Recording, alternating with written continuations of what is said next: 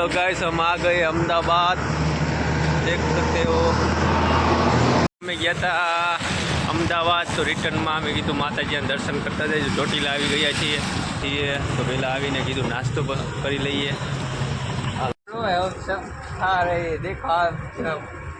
देखो जो आप ચોટીલાનો માહોલ। ચાલો તમને ડાયરેક્ટ ચોટીલા માતાજીના દર્શન દઈએ।